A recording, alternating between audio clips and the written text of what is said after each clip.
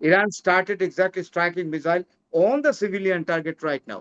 এখানে আপনি জানেন যে প্রায় 15,000 বাড়ি শেষ। গতকালকে একটা 6th ফ্লোর বিল্ডিং একেবারে মাটির নিচে পড়ে গেছে তেল আবিবে। এরকম ভাবে এখন 15,000 বিল্ডিং আবাসিক হাউস হোল্ড শেষ করেছে 4 দিনে।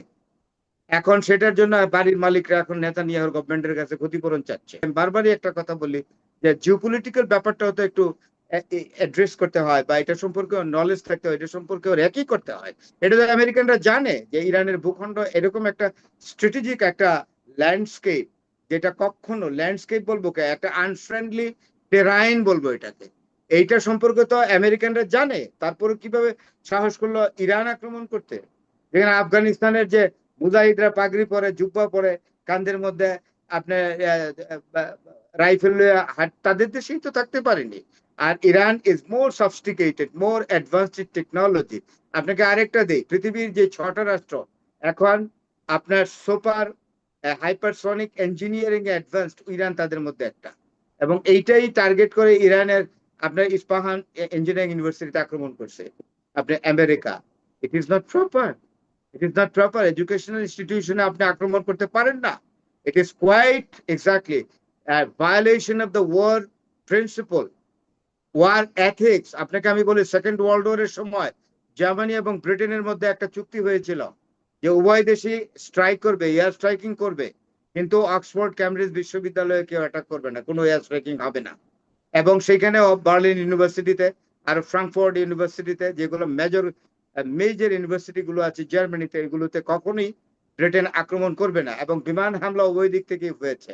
আপনার হিটলার তো সাংঘাতিক ভাবে মানে এয়ার স্ট্রাইকিং করেছিল আপনার লন্ডনে, যার ফলে একটা এয়ার স্ট্রাইকিং এর ফলেই আপনার ব্রিটেনের প্রাইম মিনিস্টার চেঞ্জ হয়ে গেছিল। নেভিন চেম্বারলিনকে বাদ দিয়ে উইনস্টন চার্চিলকে আনা হয়। Conservative party exactly voted Winston Churchill in the parliament to be the prime minister to face the war crisis against Hitler.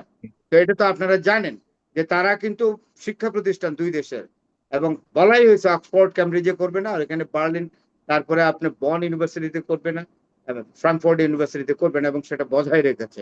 কিন্তু America violated this war principle. America প্রথমেই যেটা করেছে, বাচ্চাদের স্কুলে আক্রমণ করে 165 জন বাচ্চা, মাসুম বাচ্চা, ইনোসেন্ট ইনোসেন্ট নিরপরাধ বাচ্চাকে হত্যা করেছে। মেলোনি ঠিকই বলেছে, ইটালির প্রাইম মিনিস্টার, যে তারা শিশু হত্যাকারী, তাদের সঙ্গে আমরা কেন থাকবো? আমরা কলঙ্কিত হব না, ইতিহাসে কলঙ্কিত অধ্যায় রচনা করবো না আমরা?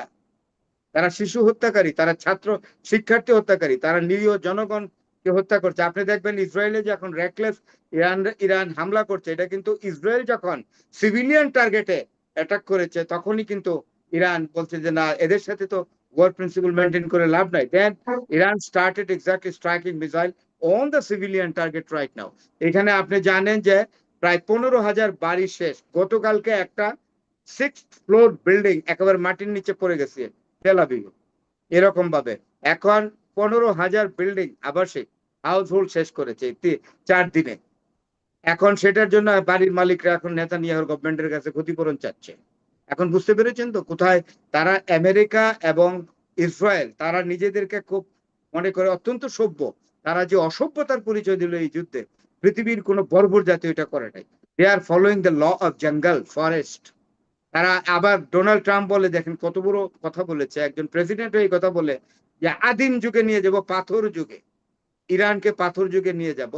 এটা কি পারবে ডোনাল্ড ট্রাম্প? কি has this ability? He has exactly to lead Iran to the age of stone. পাথর যুগ, পাথর যুগ সম্পর্কে, স্টোন এজ সম্পর্কে পড়েছে? Paleolithic age, neolithic age, stone age, এগুলো হিস্টোরিক টার্ম, হিস্টোরিক্যাল টার্মস, এগুলো আমরা পড়েছি। আমরা জানি পলিলিথিক এজে কি হয়েছে, নিউলিথিক এজে কি হয়েছে, তারপরে স্টোন এজে কি ছিল। স্টোন এজে পৌঁছায় দিবে না জেনে এই টার্মটা? হ্যাঁ, যাদের হাতে এত বড় সফিস্টিকেটেড মিসাইল থাকে, তারা কি they are prepare to go to the stone age by the pressure, military pressure of America, Israel? Is it possible? এত কিছুর মানে হলো যুক্তরাষ্ট্র যে কোনো ভাবে হোক চাচ্ছে, এগুলো হলো প্রেসার, প্রেসার দেওয়া যে ইরান আলোচনায় বসুক, ইরান আত্মসমর্পণ করুক। বলবে কিন্তু না। ইরানের আমি তো সর্বশেষ এই যে আমি বলবো যে পাকিস্তান আহম্মকি করেছে। এই ভদ্রলোক যে পাকিস্তানের foreign minister as well as the deputy prime minister Ishaq Dar, is a knowledgeable man, লন্ডনে পড়াশোনা করা, বেশ ট্রেড ইন কমার্সের উপরে MBA BBA করা, বিলাত থেকে করা, এবং লুকো সার সেনেটেরও মেম্বার, সব ঠিক আছে। তাইলে উনি এই পয়েন্টগুলো দিল কিভাবে? উনি জানেন না ইরানি সেন্টিমেন্ট, যে this 5 points will not be accepted by Iran at all. Civilian টার্গেটে অ্যাটাক করবে না, রাইট? মিলিটারি টার্গেটে শুধু করবে, একদম সিভিলিয়ান করবে না। আর মেরিটাইম ইয়াটা লেন খুলে দিবে, ইনক্লুডিং হরমুজ, এটা করবে ইরান। তাইলে ইরান ইসরায়েলকে এবং আমেরিকাকে বন্ধ করা, যে তোমরা ইরানের কোনো সিভিলিয়ান টার্গেটে অ্যাটাক করতে পারবে না, আর হরমুজের উপরে টুল দিতে হবে, এটা বাধ্য করা হোক। এই পাঁচটা একটা ইরান যে আপনার অ্যাকসেপ্ট করবে না। আর সবচেয়ে বড় কথা, আমেরিকাকে এত ভয় পাওয়ার তো কিচ্ছু নয়। America has become alone because he does not have any এলাই, ইউরোপিয়ান এলাই এট অল। এবং শুধু তাই না, কালকে ঘটনা হয়েছে, কালকে কিন্তু ফ্রান্সের প্রেসিডেন্ট ইমানুয়েল ম্যাক্রন কিন্তু মানে আপনার আপনার আপনার প্যালেস্টাইনি রাষ্ট্রদূত, তার নাম হলো হালা আবু হাসিমার, মহিলা হালা আবু হাসিমারাকে রাষ্ট্রদূত হিসাবে তার ক্রেডেনশিয়াল পরিচয়পত্র ইমানুয়েল ম্যাক্রন নিজে অ্যাকসেপ্ট করেছে। দ্যাট মিনস গত বছর 2025 সালে ফ্রান্স স্বীকৃতি দিয়েছিল, এথিক্যালি স্বীকৃতি দিচ্ছে প্যালেস্টিয়ান, স্বাধীন প্যালেস্টিনিয়ান স্টেটকে। সেই দেশের রাষ্ট্রদূতকে এই যে হালা আবু হাসিমারকে আপনার ক্রেডেনশিয়াল, তার পরিচয়পত্র অ্যাকসেপ্ট করেছে। It is a diplomatic victory of the Palestinian state, no doubt about it, against Israel. Thank you. Thank you so much, thank you so much জনাব brigadier general Abdullah Al Yusuf. Military officer হিসেবে আপনার কাছ থেকে জানতে চাই, বলা হচ্ছে যে যুক্তরাষ্ট্র আকাশ ব্যবস্থাকে ধ্বংস করে দিয়েছে। আমি যদি আজকের লেটেস্ট নিউজ দেখি, তাহলে F-35 তো আজকেও ধ্বংস করেছে।